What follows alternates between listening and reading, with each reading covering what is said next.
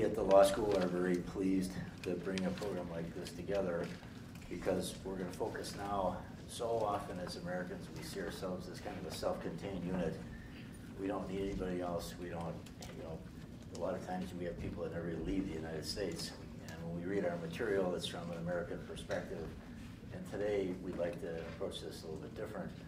We're going to be talking about Douglas MacArthur in the context of his impact on their countries at the time of the initial impact, and then afterwards today, what's the lasting effect. We'll have to have a couple of ground rules. One is that our questions, our presentations and comments are going to be post World War II. We're not interested in going back into anything before that. And we also are not going to be talking about anything about the Article 9 of the Japanese Constitution, the war clause. It's currently under debate there. It's a very controversial topic, and one of the things that I promised Consul Yoshida was that we would not get into either of those areas. So I appreciate and thank you for your cooperation in that regard. Keith, nice job earlier today. Thank you. Keith, you probably as well as anyone know what today is. Stephen, step forward, please. Yes. So I was just discussing tea. Most of you, I think, remember what happened 70 years ago today. And by special invitation and request, the Consul General of Great Britain, Stephen Bridges, is here to share a few comments.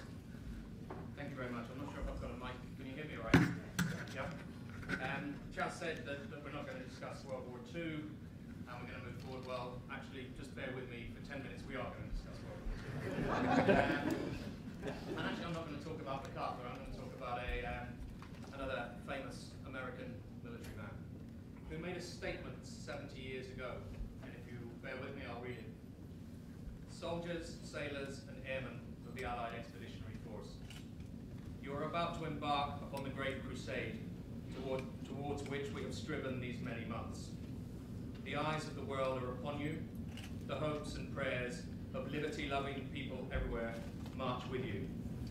In company with our brave allies and brothers in arms on other fronts, you will bring about the destruction of the German war machine, the elimination of the Nazi tyranny over the oppressed peoples of Europe, and security for ourselves in a free world. Your task will not be an easy one.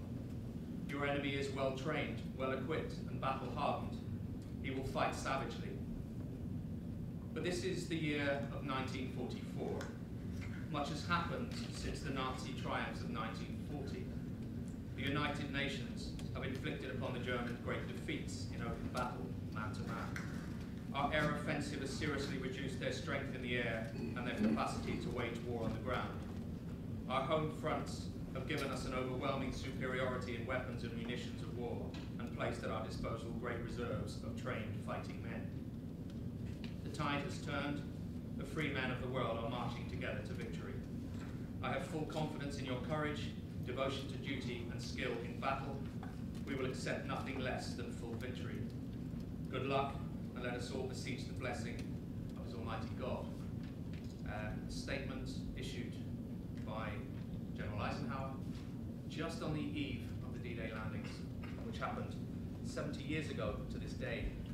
And I came up to Wisconsin a couple of days ago to be with Charles and the rest of you, actually to talk a little bit about MacArthur and what's that got to do with Britain. Well, as I was jokingly saying to my good friend Roger Price, the Honorary Consul, the Consul General of Australia, the Brits like to get involved in everything.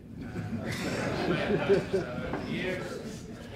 But actually in this, we did get involved. We were involved in the Korean War. So you'll have to excuse me. I don't think I'm going to stay for a discussion about MacArthur post-Korean War because actually the Brits weren't involved in that, although I think we would have liked to have been, but we weren't. So 70 years ago today, we've all paused to remember the enduring and lasting memory of the events of 6th of June 1944. And it's not just in our collective history, it's in the individual histories of those participants and the service personnel who played a truly heroic role. And for many still alive, these events are still rich in their minds.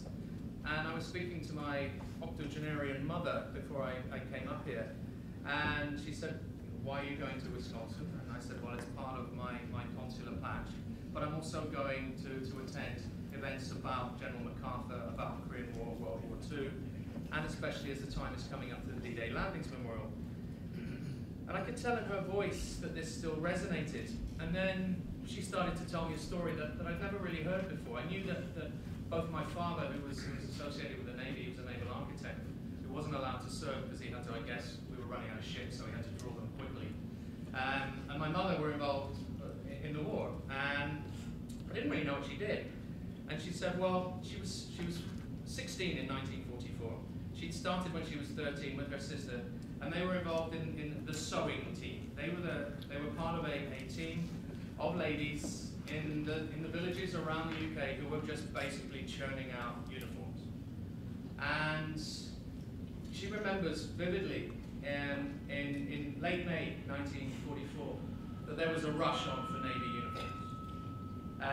And this all now contextualizes, she was involved in sewing uniforms for those 4,000 or so, or the men of the 4,000 or so vessels, 150,000 service personnel across the English Channel 70 years ago today, the largest armada that has ever sailed.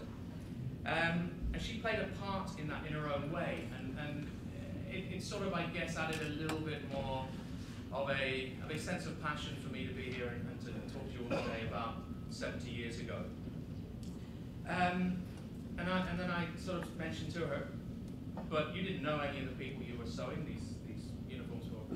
And she said no, and most of them, they probably didn't even last 30 seconds after getting off the boat.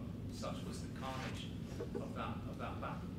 And I could tell my mother is one of these very strong country ladies who you can tell by the timbre of her voice when the emotion's coming through. And she then started to say, yeah, well, we then started to hear the messages about how many just died even before they hit the beaches. We all know the events that happened on those beaches in Normandy as part of Operation Overlord that was led by General Masaharu. We also know that it was a turning point in the Second World War. It was a make or break moment that has come to define a remarkable generation, a stoicism, a sense of bravery, heroicism, and a never say die attitude. And my Prime Minister was making some comments this morning with President Obama and other heads of government in Normandy. And his comments were, sometimes it is nearly impossible to put into words the debt which this generation owes to our D-Day heroes for the Herculean human endeavour of 70 years ago. I cannot imagine what it must have been like for them landing on the beaches of Normandy and carrying the hopes of our country and the future of the free world on their shoulders. But they were not found wanting, they fought and they overcame. Their success was immense, our gratitude is immeasurable. And so what I thought I would do is just a few words to say, well, okay, that was then, what about now? And so as we remember these extraordinary sacrifices made by these individuals in the name of peace, there's never been a more important time for us to underline our belief in collective defense. Through the searing experiences of moments like D-Day, we learned how much more we could achieve by working together as allies than by fighting alone. The NATO alliance was born out of this commitment to increase our collective security and to ensure that the common cause we found through shared hardship would prevent conflict on this scale ever to threaten our world again. Just as British, US, Australian, and many other Polish, New Zealand, Canadian soldiers fought for victory against a common enemy on the beaches of Normandy, today USA, UK, and those same allies stand shoulder to shoulder against the threats of the modern world. We remain united against international terrorism and extremism, and in recent times our armed forces have fought together in Afghanistan, Iraq, and many other places that you're aware of around the world. But it's not just our military ties that have deepened over these past 70 years. We have also worked together to ramp up our diplomatic pressure in advancing our shared values, most recently in our support, collective support for the Ukrainian government. NATO has also helped us to develop a peaceful continent, which is more connected than we could have ever imagined in 1944, and which has opened up unprecedented opportunities for trade and growth. So as we look to the future, I believe we should take strength from the shared hardship of our experience during World War II. It forged our unique relationship and created a shared determination to work together for a safer, more prosperous and peaceful world for us all. That future is why so many of our servicemen gave their lives, and protecting the peace they fought for is the greatest way we can honor those who paid the ultimate sacrifice 70 years ago today. Thank you very much, and I hope you enjoy the rest of the day. In terms of Douglas MacArthur's impact on 4 countries, namely Australia, the Philippines, Japan, and South Korea. And we feel there are very few, if any, Americans that have ever had such a positive impact on 4 different countries in a meaningful way, and that's what we want to talk about today. So if you have your program in front of you, you'll see the order of presentations. Roger Price will be our first speaker, the Australian Consul General. These are all in Chicago. For those of you that wonder what a consul does, I think one of the consuls yesterday said, we're kind of like embassies because the United States is so big throughout the country. Stephen Bridges, for example, and I think the other consuls, most of them represent about and are occupied and are involved with maybe 13 different states. So it's kind of like a mini embassy, the consulate. So the consulate would, the embassy, of course, would be issuing passports, and sometimes the consulates do that as well, but they're the interaction, the face of the country in those states here in the U.S. And they are involved in economic development. They're involved in providing information and services at occasions like this. They service their constituents. When their constituents have problems, they come to their assistance. And they're the people that are the true face of their country to the United States to continue to build positive relationships. So Roger Price is first. His ultimate top superior here in the United States is the Australian ambassador to the United States, Kim Beazley. And Ambassador Beazley will be speaking tonight at the evening at the Calatrava at the Milwaukee Art Museum as a part of MacArthur Memorial Week. Next we have Ricarte. They're in the same order I'm reading them. Ricarte Abejuela, he's the Philippines Vice Consul. Ricarte, welcome back. Ricarte came up for the April 8th book release of the MacArthur book. We have Woong Lee, the South Korean Deputy Consul, welcome. And also Masaharu Yoshida, Japanese Consul General, also in Chicago. By way of entry into the topic, we spent almost 2 years working on the book on MacArthur in these 4 countries. And just a little bit of an introduction. Douglas MacArthur, as you know, left Corregidor in a PT boat in March of 1942 and fled at the order of the President Franklin Roosevelt to Mindanao and then flew into Australia. The first major government contact he had was with the Australian Prime Minister John Joseph Curtin, and we've devoted enormous amounts of time in our booklet and throughout this 5-day conference on the alliance between Curtin and MacArthur. And we'll have David Black. David, where are you? You here, David? Yeah. Can you stand up so I can see you? David is here from Perth, West Australia. He's the biographer of Prime Minister Curtin. We've collaborated on this. We're doing some publication together. He prepared 4 papers here. One of our goals was to make John Curtin someone that would be known in the United States, and I think we're getting there. We're doing the job. So that's a little bit of an introduction for Australia. Next up would be the Philippines. I think most people realize Douglas MacArthur and his father had a strong, loyal friendship with the people of the Philippines. Would the Filipino Americans that are here please stand up? Graham, that's you too.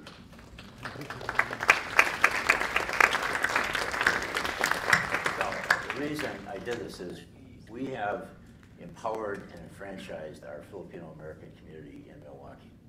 And they are now an integral and important part of our War Memorial Corporation. They should have been there a long time ago, but they are there now. And there will be represented in large numbers tonight at that dinner at the Art Museum. And we look forward to working with them in the future. I want to personally thank Corinne Pepito for all of her leadership in doing that. So you know the story. Not only did MacArthur return, but immediately worked to restore the government of the Philippines. Next, we have Korea. Of course, the invasion, the restoration after the Incheon landing where within a matter of 2 or 3 days, Douglas MacArthur restored the legitimate government in Seoul, and from that time on, South Korea, almost all of it was protected. It still is a problem area in the world, but I wonder if MacArthur had made that Incheon landing, what the boundary line would have been. And lastly, I consider this person a friend. He has trusted me. I've been to see him twice in Chicago. Masaharu Yoshida, Japanese consul. And as I mentioned earlier, our discussion today will be post-World War II. It starts really in the battleship Missouri, and the question is, what will Douglas MacArthur do to the Japanese people? Will he help them?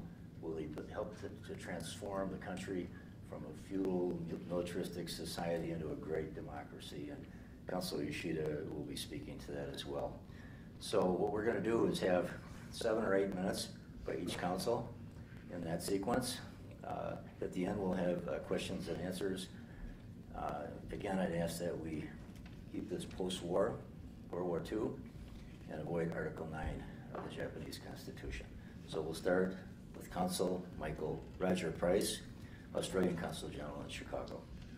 Well, thank you, Chaz. Ladies and gentlemen, it's, if I may say, notwithstanding the fact that he's gone, it's typical of the British to think that France is part of the Asia Pacific. But I really need to set a little bit of the scene for MacArthur's impact by talking about Australia. We founded in 1788. We actually became a Commonwealth in 1901. And it was right up to the 1930s that actually our foreign policy was run through the British Foreign Office. So our links to the Crown, and to this day, we have the Queen of Australia, actually, although she's mostly absent from Australia, I might point out. But we've had very, very close links with Britain. We look to Britain for our defence. We look to Britain for our foreign affairs, and also in terms of our economy. When the war was announced, the Second World War, John Curtin wasn't the Prime Minister of Australia. He was the leader of the opposition. And unlike an American administration, it was the loss of the support of 2 conservative independents because of their disillusionment about the prosecution of the war that they voted out Prime Minister Menzies. Don't feel too sorry for him. He went on to become a longest-serving Prime Minister subsequently, and voted in the Curtin Labor government. And Curtin famously said, "We will look to America." And that was after the fall of Singapore. A very profound statement, a major shift for Australia. And of course, MacArthur said to Curtin, "I'll look after the front, you look after the rear." And I understand you've had some discussions about the close partnership between MacArthur and Curtin. And without MacArthur being based in Australia, things could have been very different. Australia was bombed, Darwin was bombed, caused quite a flight of people and quite some chaos. And of course Sydney, although Australia wasn't invaded, Sydney was attacked by 3 miniature submarines. So one could predict what the outcome might have been without MacArthur. Fortunately, we had MacArthur, and who successfully prosecuted, of course, the successful war in the Pacific. But our relationship with America just, I think, deepened over time. Happily for both sides of politics in Australia, the Labor Prime Minister Curtin turned to MacArthur, and then in 1951, Prime Minister Menzies, back in power, instituted the ANZUS Treaty. The Australia, American, New Zealand treaty, defence treaty that guarantees joint defence. In fact, the only time it was invoked was the attack at the World Trade Centre. But Australia, during World War II, post-World War II, moved very, very closely to America. In defence terms, I would say that not even withstanding the close relationship with the Brits have with the United States, that the Australian forces are more interoperable with American forces than they are. And in fact, we've fought alongside America more than the Brits have. Whilst we still enjoy beating Britain at cricket and any form of football, the alliance is strongest with the United States. I'm fond of saying that Americans think that the Canadians and Brits are very good allies, and yes they are, but Australia's never gone to war against America, and we have never ever had a desire to burn the White House down.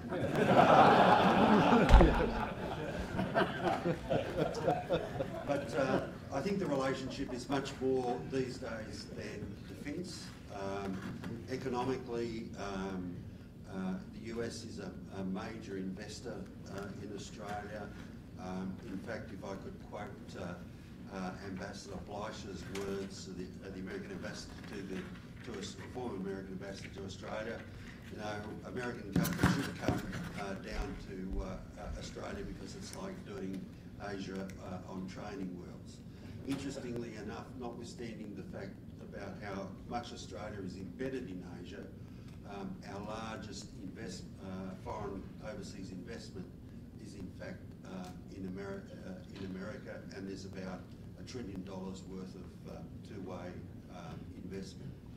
I think it's true to say that, well, we always have annual defence and foreign affairs meetings, and it reciprocates between the two countries. I think we would perhaps even be closer than what we are if the distance wasn't so long. And if anyone's got a solution to that, please let me know. But so, in conclusion, all I would like to say is that World War II was very dramatic for Australia. It was only in 1942 that Curtin enacted the Westminster Statute, which really freed Australia from legislative control. The mobilisation of Australia and Australia's war efforts under MacArthur was successful. The development post-World War II of close ties, defence, foreign affairs and economic have really continued on. But it can all be traced back to General Douglas MacArthur and the impact he had as the supreme leader in the South Pacific during World War II. Thanks very much. Well, the Philippines has always been considered one of the Asian countries that are closest to the United States. A lot who are very familiar with our histories would be wondering, why is it that in 1898 to 1904, we waged a very brutal war against one another, yet we became one of your closest allies? Well, the Philippines looks up to the United States, most probably because of one man, and that's Douglas MacArthur. So how important is Douglas MacArthur to the Filipinos? In Red Beach in Leyte, there is the MacArthur Landing Memorial. It's a large group of statues that immortalizes the landing of General MacArthur when he said, "I have returned." But that's quite understandable because it's a very big event in World War II, but how else is an American general honored in the Philippines? One of our major bridges in Manila over the Pasig River is named MacArthur Bridge. A long stretch of highway in southern Mindanao, in Davao, is the MacArthur Highway. One of the longest highways in the Philippines, from Caloocan City in Manila all the way to La Union in northern Philippines, which is more than 300 kilometers, is also named MacArthur Highway. There is a municipality in Leyte province called MacArthur. There is a town in eastern Samar named MacArthur. So why is it that we honor this man so much? It is because of his contributions to the Philippines. And although we have been informed earlier to limit our discussions to after the war, I have to trace back a little bit because MacArthur's involvement in the Philippines extended even before the war. So MacArthur's father, Arthur, was assigned in the Philippines in 1903. So that's barely 4 years. It's towards the tail end of the Philippine-American War. Now, Arthur MacArthur had a very important impact to Douglas MacArthur and how Douglas MacArthur would more or less help rebuild the Philippines. Because it is the belief of Arthur MacArthur that civil affairs and civil government should be in the hands of the Filipinos. Because he does not want the American military to meddle too much. Otherwise, it will be a continued protracted struggle because the Filipinos would look at the American military as continued occupiers instead of partners in nation building.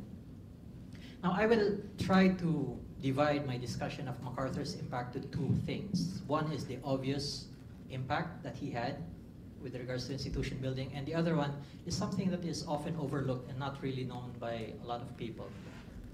Now, MacArthur, with the invitation of President Osmeña of the Philippine Commonwealth, came back to the Philippines and he supervised the creation of the Philippine Army when he was designated Field Marshal and military advisor to the Philippine Commonwealth. Douglas MacArthur created the Philippine Military Academy, which was patterned mainly after West Point. Now, when MacArthur was supervisor of West Point, he tried to initiate a lot of changes which were considered very radical at that time, such as the holistic training of the individual and not just on military science, the introduction of sports, and other areas like math and the arts and so on, which eventually was overturned, but if we look at the West Point right now, it is their curriculum. So MacArthur did the same with the Philippine Military Academy, which produces around 25 to 30% of the Philippine officers in the armed forces of the Philippines. So that is another one of MacArthur's legacies. And as part of his role as Field Marshal in strengthening up the Philippine Army, he created two segments. He has the professional army and he has one created composed of reservists.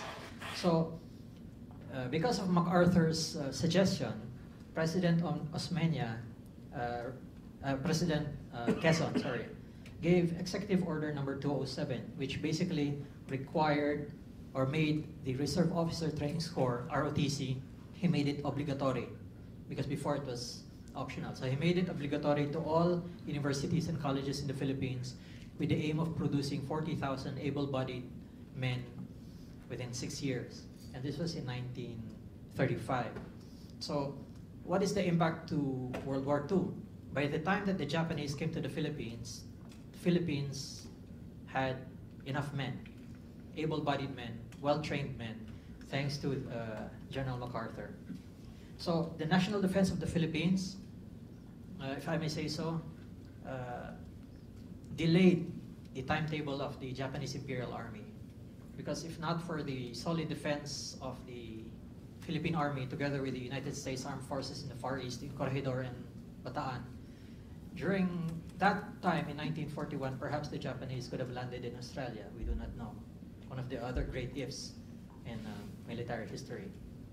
So these are all the obvious contributions of MacArthur, aside from, of course, assisting in the rebuilding of the Philippines. Now this is where I want to focus a little bit more on the rebuilding of the Philippines. How did Douglas MacArthur rebuild the Philippines immediately after war? Because he came back 1944-45 and the Philippines got its independence again 1946. And we basically were able to stand on our 2 feet. And a lot of this is credited towards Douglas MacArthur. Douglas MacArthur, when he was assigned,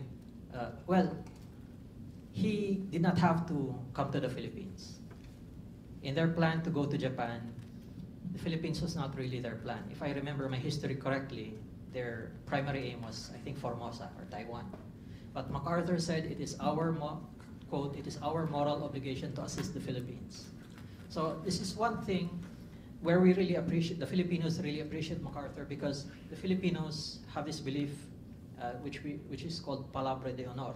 In Spanish it means a word of honor. MacArthur said, I shall return.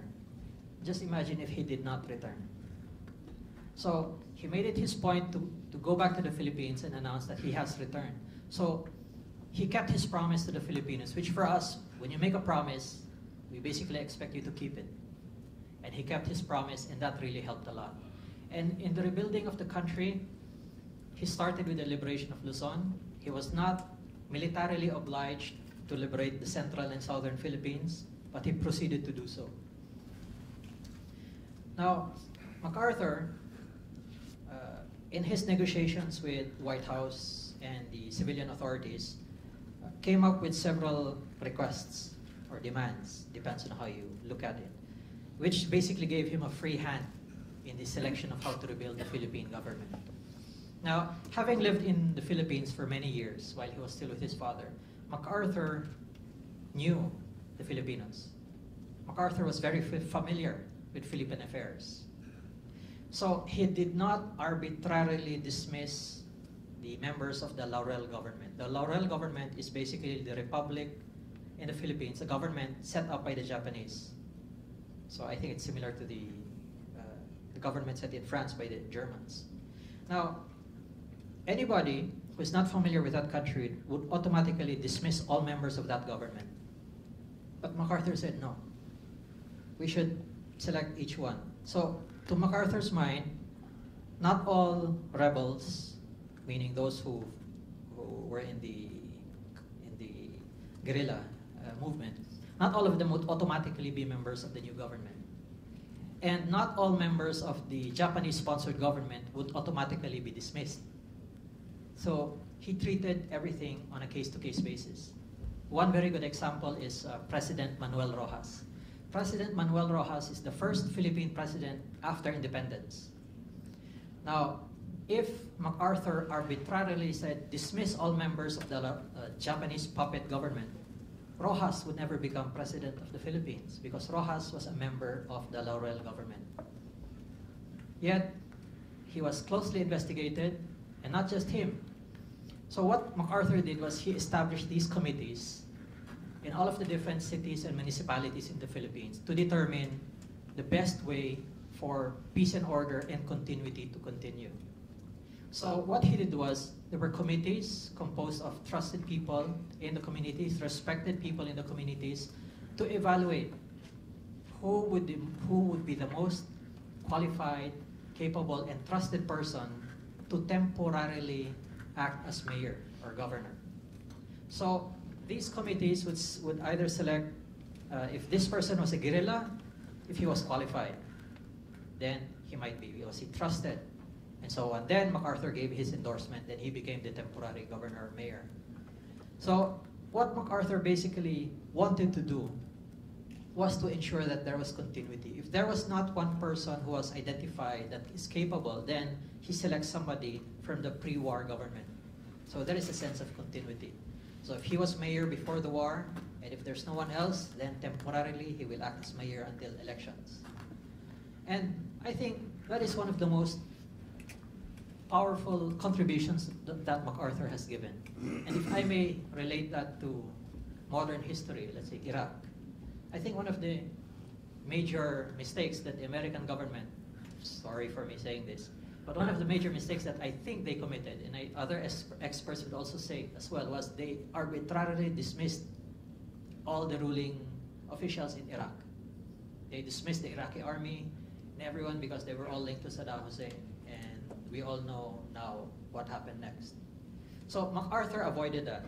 He made sure that there was order, and it was composed of people that everybody in the community trusted. And he was able to do this because MacArthur knew the Filipinos.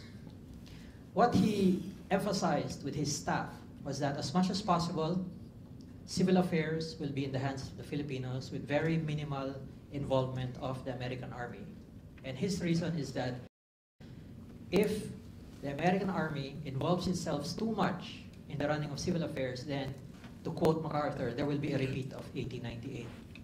1898 is, of course, the start when the Filipinos and the Americans mistrusted one another, and a few months later we had the Philippine-American War. And he got this from his father. And what he always emphasized is that even if the American Army has the final say in everything, he made it a point that it would not appear as if the Americans were dictating to the Filipinos. And I think that's another major characteristic of MacArthur that would not only benefit the Philippines, but Japan as well, because MacArthur treated the Filipinos, and later on the Japanese and the Koreans, with respect. So he did not use the old colonial mentality that I am the white man and I will bring you progress. So for him, he treated everybody equally with respect. He did not appear to dictate, because that would be an affront to the Asian personality. He knew that very well, and he applied it very well. And because of that, the Americans were welcomed as liberators and not as occupiers. The Americans were welcomed as saviors, as partners, and as friends. And that is why, despite our very bloody history in the early part of the 20th century, when America requested, the Philippines went and assisted in South Korea. When the Americans were in Vietnam, the Philippines sent troops to Vietnam. And the Americans were in Iraq, we were one of the very first to send troops to Iraq. And until now, we continue to be very strong allies and partners of the American people. And if I may say so, it's basically because of how we see America. And we saw America through General Douglas MacArthur. And with that, I'd like to end it that way. And MacArthur pleaded to continue this very strong relationship with the Filipino people, and hopefully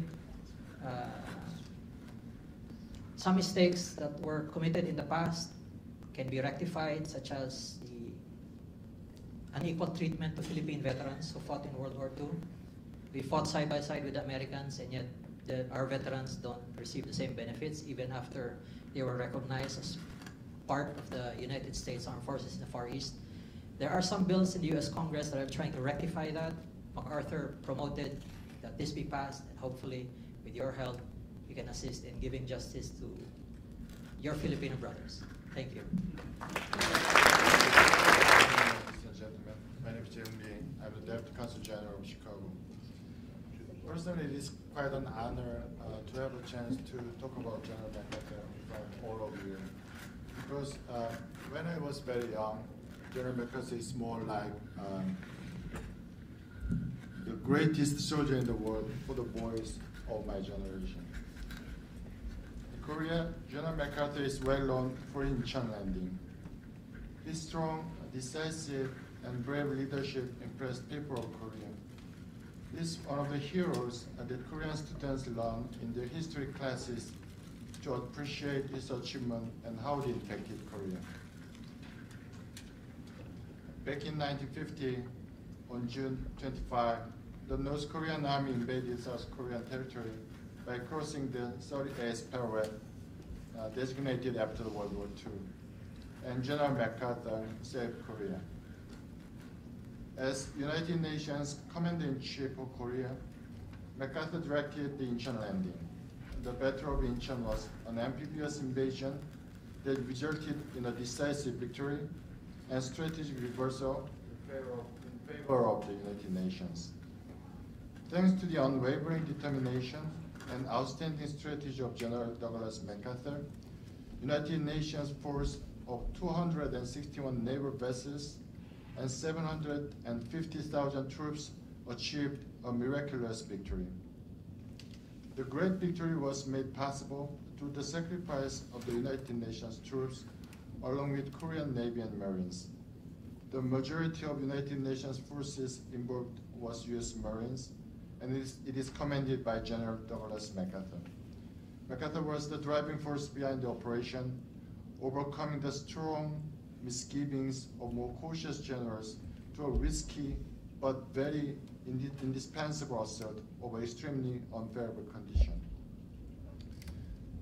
Actually, the Korean War was the worst catastrophe in the history of the Korean Peninsula, with 1 million dead or wounded and 10 million people cut off from their families. about 200,000 Korean and UN soldiers and 2,000 student soldiers died in battle. Thanks to the help from 20 nations, among them certainly the United Nations, and especially General MacArthur, we recovered our land and overcame the ruin of the war to develop into an economy ranked in the world's top 15 and founded upon liberal democracy and market economics. In conclusion, without General MacArthur's brilliance, determination, and commitment, Korea would not have become as it is now. And for what he did for Korea, we Koreans are greatly thankful to General MacArthur. Thank you very much. Thank you very much. My name is Yoshida, Japanese Consul General, Chicago. I'm very much delighted to be a part of this great discussion about the General Douglas MacArthur with my fellow panelists. And then I think so we just here just remember and celebrate General Douglas MacArthur. Churchill said that he was the glorious commander. George Marshall called him a most brilliant general. A biographer William of Manchester, though that MacArthur was a great sundering, in a sense, paradox of a man, who was most of all like Julius Caesar. Bold, aloof, sometimes egotistical, and willful. General MacArthur was supreme commander for the armed powers in post-war Japan. He was definitely the right man at the right time. MacArthur was a great visionary and a great strategist. He wanted to create an ideal country that was democratic, peaceful, unarmed, and prosperous. On a blank canvas after the Second World War in Japan, he drew a new Japan with a new political, social, cultural, and economic republic. To achieve his grand design, he used his New Deal liberalism. His impressive administrative skills compared with meticulous and well-measured planning and his forceful, practical implementation, which everyone, I think, here agreed. History informs us that military occupation of a defeated country has failed time and again, as a couple of my colleagues described.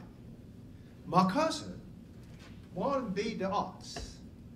He succeeded brilliantly in Japan. For a moment he arrived in Japan, he set the tone. During the surrender ceremony of the battleship Missouri, MacArthur said he will discharge his responsibilities with justice and tolerance. The U.S. came with magnanimity. Japan deeply regretted the war. The general immediately went to work to transform Japan. His achievements were broad and deep, many and lasting, even today. MacArthur himself called his land reform program extraordinarily successful. It required forceful implementation. All land held by absentee landowners was expropriated and then be sold to actual farmers at extremely low cost. The ownership soared to nearly 90%. As a result, harvest in Japan after the Second World War improved a lot, and more food was available for those starving Japanese just after the Second World War. We highly appreciate it. MacArthur broke up the Zaibatsu, it's the business conglomerate, through which the top 10 business conglomerates controlled 3/4 of Japan's economy before the Second World War. He recognized that if a small number of companies monopolize the economy, Japan's economic growth would be seriously limited.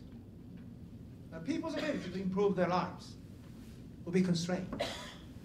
So MacArthur championed a free market economy. Companies were rebuilt, transportation and communication were restored, and foreign trade revived. With a better management, a rapidly expanding workforce, and high saving rates, as you clearly knows, Japanese commerce increased dramatically. MacArthur initiated what became an economic miracle in Japan, so later called. He also encouraged the development and expansion of labor unions. MacArthur did something else. At the top of his to-do list, he enfranchised Japanese women. It was his idea. He was ahead of times. If you think back to the late 1940s, his call for equal rights was, in a sense, radical. And it was absolutely right. He said women in Japan are responding magnificently to the challenge of democracy.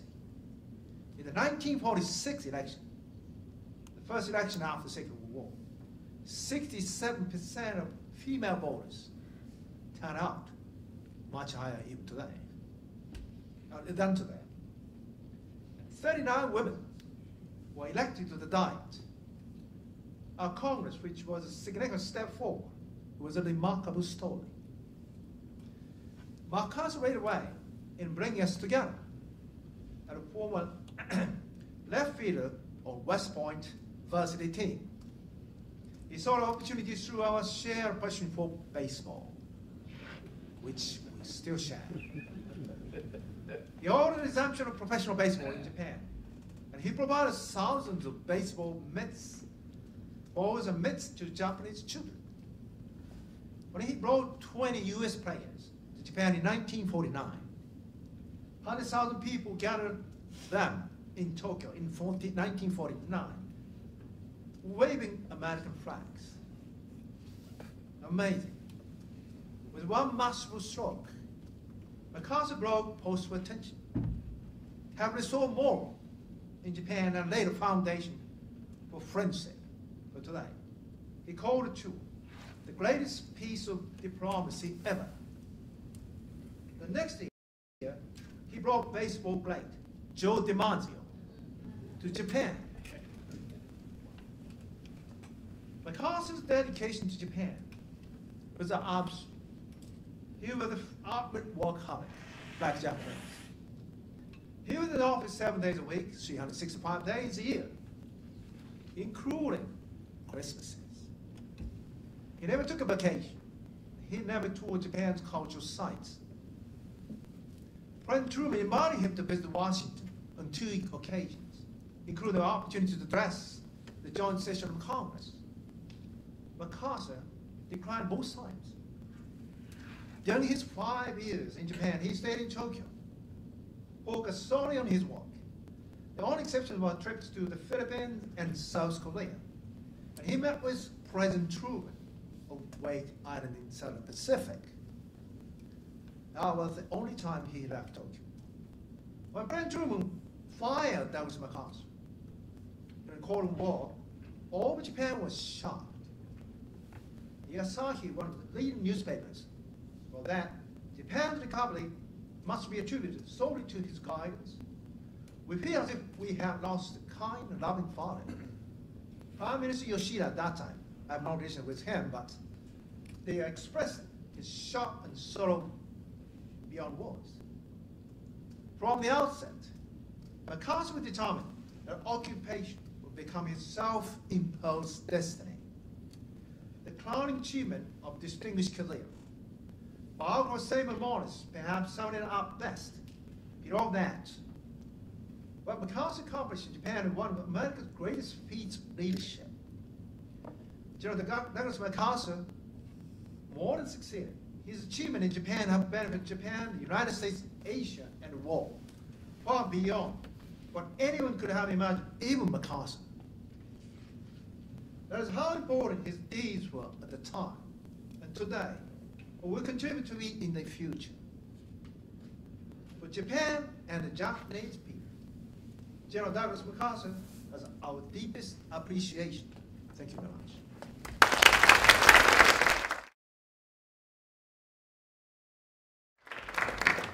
I'd like to thank Consul Yoshida again for coming. We talked several times, as you know, several times on the phone, and you trusted me and came, and you're being honored here today as a great ally. I'd like to take the first question. I'd like to relate to what David Black covered earlier in the week, and that was When the war was over, within a short period of time, Roger, Australia entered into a trade agreement with Japan, which today has become a major trading relationship. And I think this is a fact that many people are unaware of. It was just another positive accomplishment based upon what happened with General MacArthur. Maybe you could comment on that. Maybe Consul Yoshida might want to respond to that. What you say, Chaz, is true. In fact, Japan, until China recently overtook Japan, was our biggest trading partner. So the relationship post-World War II really prospered. If I could just say, I think I'm right in saying that Toyota first exported to Australia as a test market before coming to the United States. I certainly know from personal experience that NEC, when they were manufacturing PABXs, tested it out in the Australian market before they launched into the United States. Our Prime Minister, newly elected Prime Minister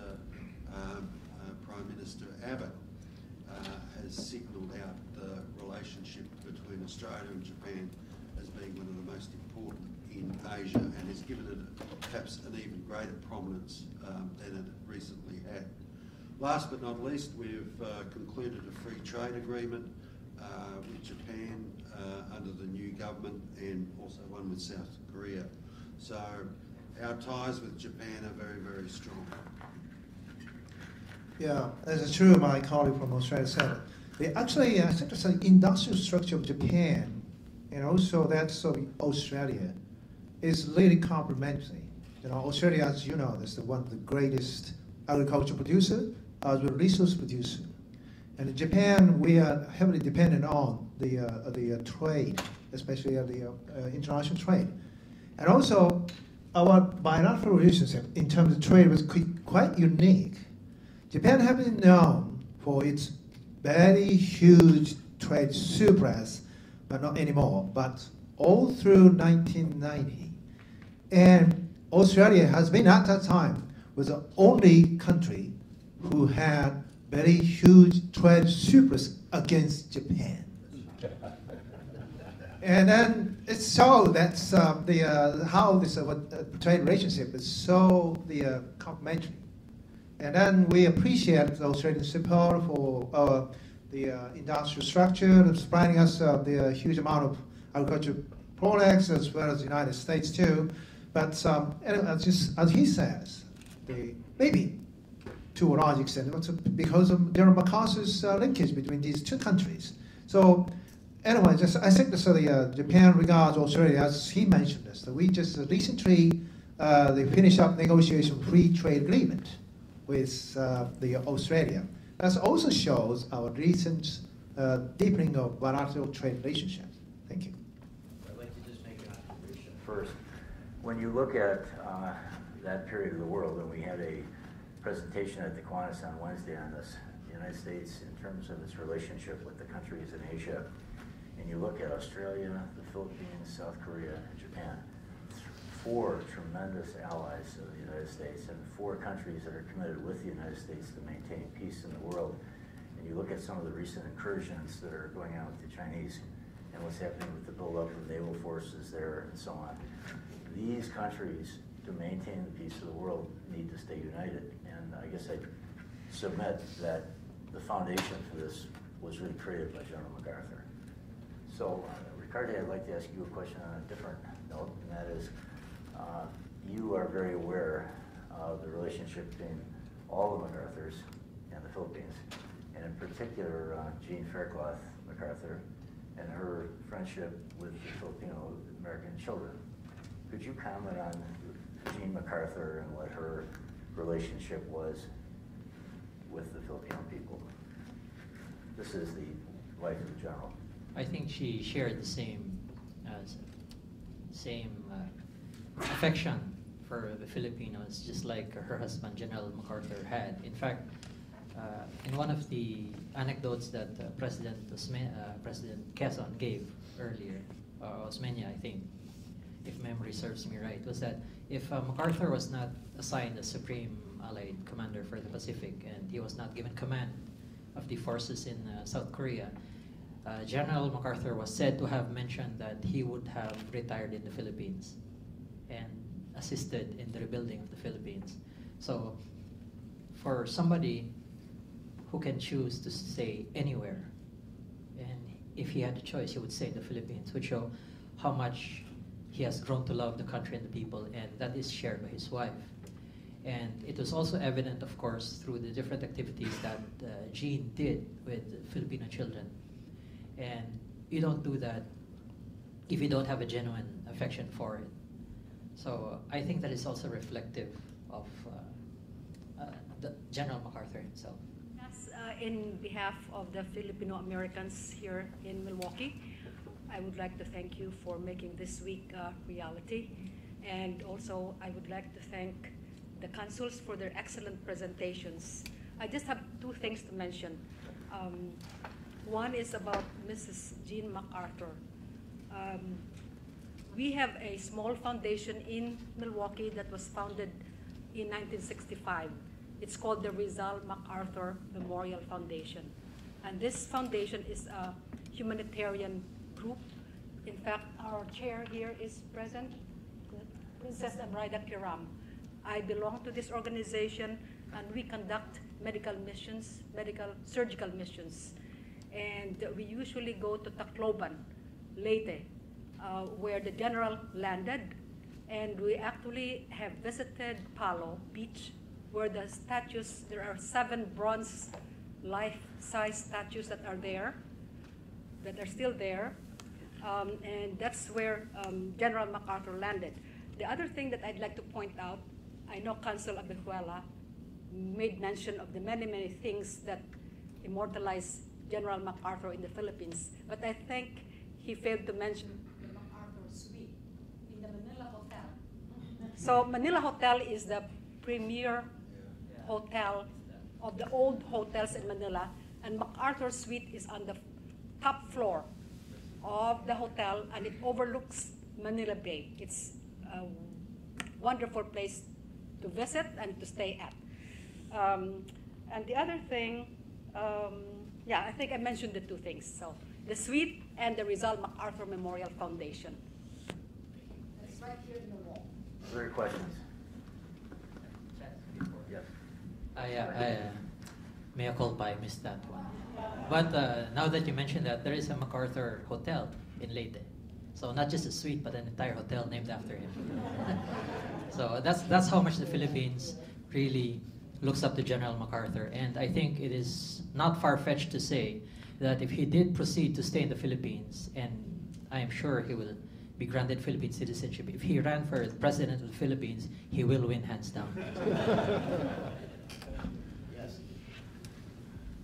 Can you comment on the impact of the U.S. military today in your countries or your region? Yeah, sure. We're very happy to have the pivot to Asia and have the 2,500 Marines based in Australia. For a long time, we've had joint facilities at Pine Gap, which play a very important role in detecting nuclear explosions. And there are other communication facilities that I won't go into, which we're pleased to share. Also, there's usually every year 200,000 American troops exercise in Australia. I think very valued. Last but not least, I should say that in the annual surveys of Australian opinion about America and the alliance with America, there's usually about 80% support. So that's very significant. Charles referred to Australia as one. We don't have any territorial disputes with our neighbours, nor do we have ambitions for territory. But Chaz mentioned the disputes in the South China Sea, so there is, shall we say, an opportunity best through diplomatic channels to try and resolve what is a very contentious issue amongst a number of states. But happy to be an ally, happy to have American soil, troops on our soil, and proud, as I mentioned earlier too, I think Australia, Army, Navy, Air Force is highly interoperable with United States forces. Since 1898 until 1991, there has been continuous presence of U.S. soldiers in Philippine soil. Initially, as our colonial overlords, and then eventually as very good partners and friends. The U.S. bases in the Philippines ended their lease in 1991, and the lease was not renewed by the Philippine government. But this does not mean that we have forgotten the partnership. In fact, every year until the present, there has been continuous military exercises conducted by both Philippine and U.S. forces. We have the Visiting Forces Agreement, wherein American troops can stay in the Philippines. And just recently, we have had the Enhanced Defense Cooperation Agreement between the two armed forces. Every year, we conduct the Balikatan exercises. Balikatan is a Filipino word for shoulder to shoulder, which emphasizes the partnership between our two countries. And another bit of information that not many know is that there continues to be a regular stream of Filipinos joining the U.S. Armed Forces. And Filipinos, not just U.S. citizens of Philippine heritage, but actual Filipinos. So that just shows the evolution of adversaries becoming partners and continues to become friends. Yes, the meaning of the U.S. forces in Korea is, I believe, quite evident and obvious to our cases. Even though the Korean War ended in 1953, strictly legally speaking, it is not the conclusion of the war, but the armistice.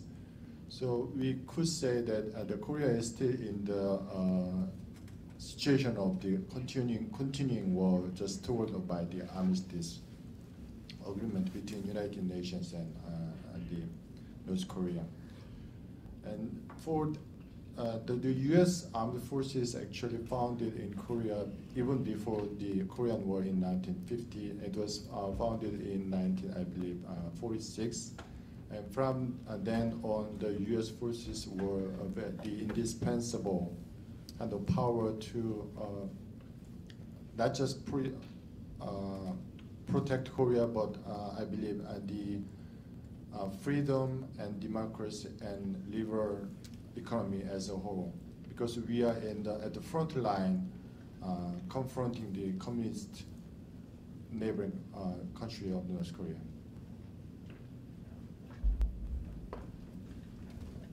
For Japan, as many of you noticed, that we have a military arrangement. It's called the Japan-U.S. Security Treaty, signed in 1951, divided in 1960, and so on.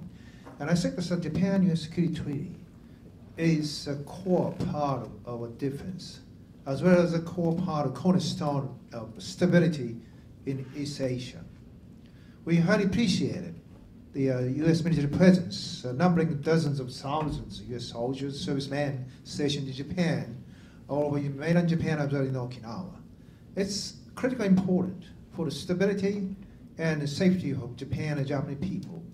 And on the occasion of tsunami and earthquakes 3 years ago, the Americans, the military services, they provided us a great amount of support. It's called Operation Tomodachi. Tomodachi in Japanese means friendship. Just after the taking place of the great earthquake and tsunami, the 7th Fleet of American Navy, headquartered in Yokosuka, Japan, sent an amount of Army and Marine Corps soldiers to the affected area and provided them for medical and food supply. And we also highly appreciate it. So that's for this, and we call it the Tomodachi operation, means the real friendship between Japanese and Americans. And those school kids at affected areas show the signboard that's written in English and Japanese, "Thank you, American servicemen. We love you." Thank you very much.